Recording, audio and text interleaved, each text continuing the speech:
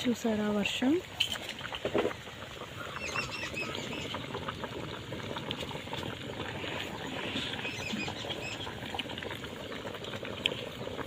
అన్నీ సరిపోయాయండి.